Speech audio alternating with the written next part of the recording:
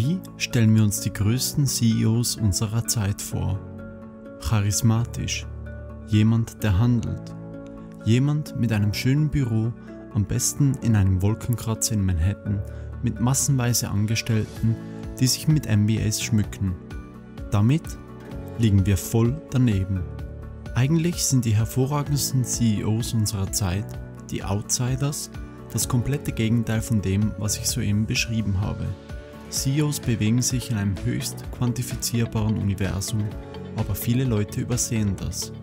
Wir verstehen Dinge wie Anzahl Tore geschossen im Fußball oder Anzahl Siege im Boxkampf. Aber was ist der äquivalente Maßstab in der Geschäftswelt? Es ist die Steigerung pro Aktie des Unternehmens. Dabei geht es nicht um die absolute Rendite, sondern um die Rendite im Vergleich zu den Mitstreitern und dem allgemeinen Markt. Sagen wir einfach, diese Outsiders haben damit sehr gut abgeschnitten. Im Durchschnitt haben sie den S&P 500 um das 20-fache geschlagen und ihre Mitstreiter um das 7-fache.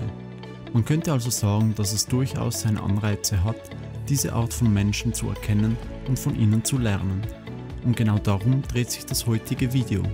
In diesem Video präsentiere ich dir die 5 wichtigsten Eigenschaften eines hervorragenden CEOs, basierend auf dem Buch The Outsiders, geschrieben von William Thorndike.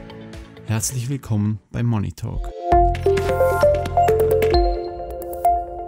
Eigenschaft Nummer 1. Sie sind geschickte Investoren. CEOs müssen 2 Dinge besonders gut können. Sie müssen ihr Geschäft effizient führen und sie müssen das dadurch gewonnene Kapital verwerten können. Was denkst du, könnte wichtiger sein? Genau, ich hätte es auch nicht gedacht, aber es ist effektiv die zweite Option. Der CEO einer etablierten Unternehmung muss wissen, wie er das Geld in profitable Projekte verteilen kann. In anderen Worten, CEOs sind Investoren. Es ist eine interessante Dynamik in der Geschäftswelt, da das Wissen, wie man Kapital einzusetzen hat, dich normalerweise nicht in die Position eines CEOs bringt. Warren Buffett, einer der im Buch erwähnten Outsiders und einer der erfolgreichsten Investoren aller Zeiten, sagte Folgendes, um dieses Argument abzuschließen. Es ist, als wäre der finale Schritt für einen begabten Musiker, nicht in einer weltbekannten Arena aufzutreten, sondern zum Vorstandsvorsitzenden der Zentralbank ernannt zu werden. CEOs haben 5 Möglichkeiten, wie sie das gewonnene Kapital einsetzen können.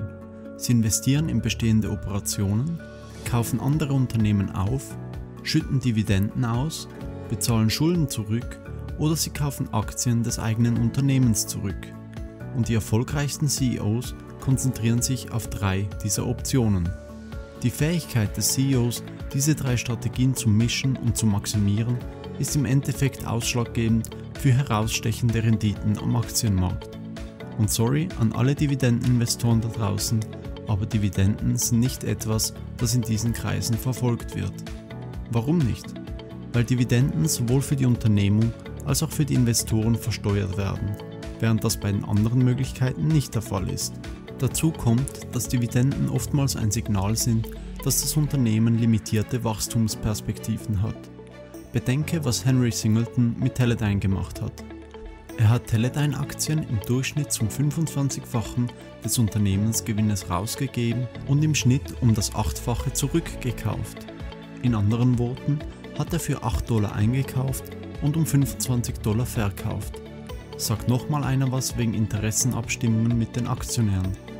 Zufälligerweise handelt es sich dabei direkt um die zweite Eigenschaft, die wir uns zusammen anschauen. Eigenschaft Nummer 2. Interessen in Einklang bringen mit den Investoren. Ein CEO wird von Aktionären gewählt, sodass die Aktionäre davon profitieren können. Nicht alle CEOs verstehen das. Sie verwenden ihre Position, um ihr eigenes Imperium aufzubauen, Umsätze zu erhöhen und mehr Leute einzustellen. Aktionäre von Unternehmen mit egozentrischen CEOs verlieren oftmals viel Geld. Die zweite Eigenschaft des Outsiders ist es, dass ihre Interessen aktionärorientiert sind. Dazu gibt es einige Hinweise, auf die man achten kann. Erstens, der CEO investiert selbst in das Unternehmen.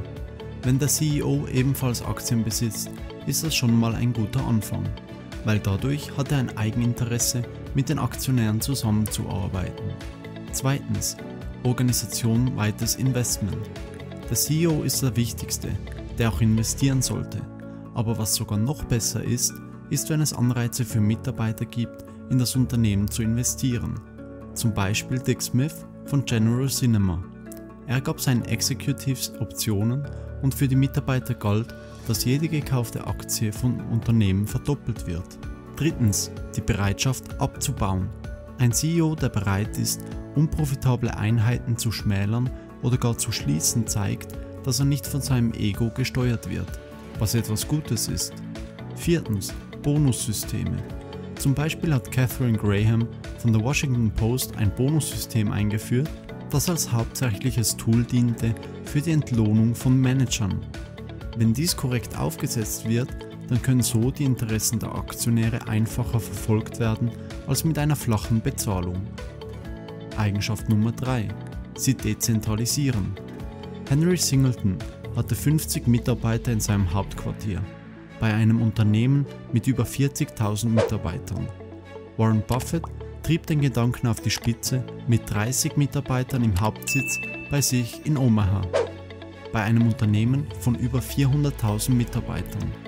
Die meisten Outsider-CEOs dezentralisieren ihre Unternehmung. Die einzelnen Business Units haben so nicht ständig das Hauptquartier, das ihnen den ganzen Tag über die Schultern schaut. Aber geografische Dezentralisierung ist nur die halbe Miete.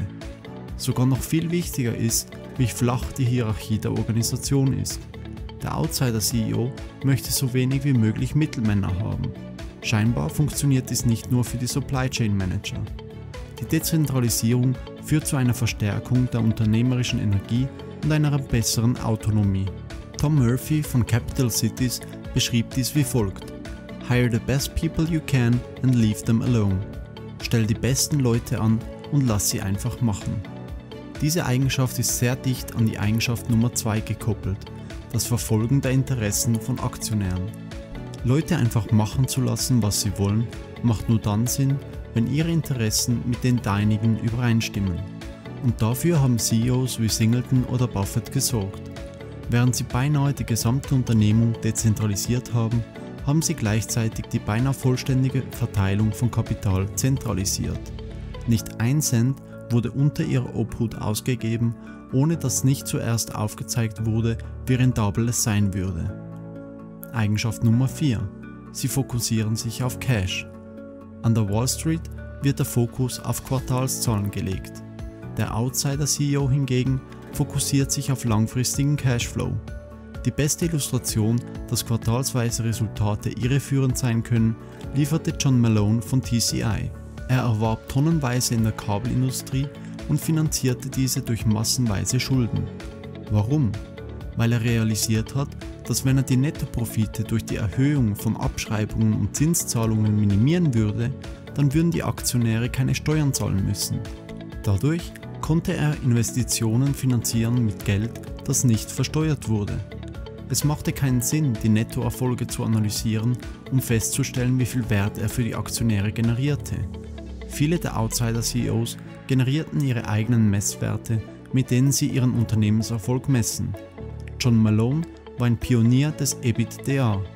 EBITDA steht für Earnings Before Interest, Taxes, Depreciation and Amortization, also Unternehmenserfolg vor Steuern, Zinsen, Abschreibungen und Amortisierung. Als John Malone versuchte, seine Zinszahlungen und Abschreibungen zu maximieren, machte es daher mehr Sinn, das EBITDA zu verfolgen, als den Nettoerfolg. Dick Smith nutzte etwas, das er Cash Earnings nannte, was den Nettoerfolg plus Abschreibungen widerspiegelte.